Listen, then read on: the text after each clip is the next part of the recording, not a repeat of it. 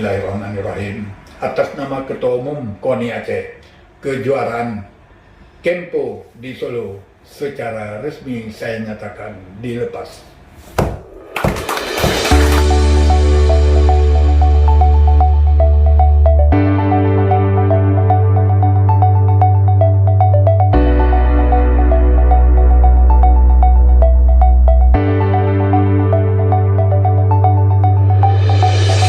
Ketua Pelatda KONI Aceh, Dr. Andes Bahtiar Hasan MPD, mewakili Ketua Umum KONI Aceh, resmi melepas tim Kempo binaan KONI Aceh, menuju kejuaraan nasional di Solo, Jawa Tengah.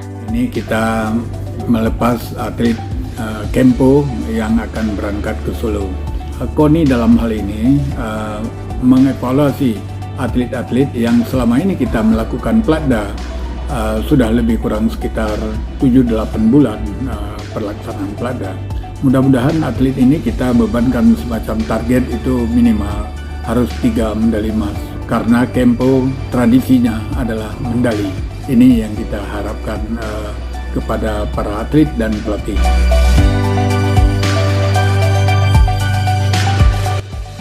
Dalam kesempatan yang sama, Sekretaris KONI Aceh, M. Nasir, juga menyebutkan target medali yang diharapkan kepada Kempo Aceh sangatlah mungkin tercapai, mengingat pada PON Papua kemarin, Kempo Aceh hanya dengan 2 atlet mampu meraih 1 medali emas dan 1 medali perunggu.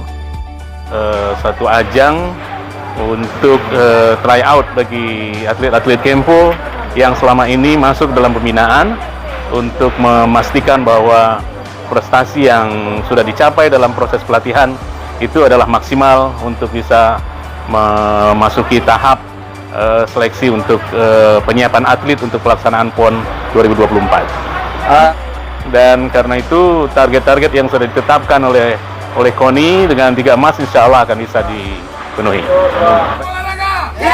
Kempo Aceh! Mas!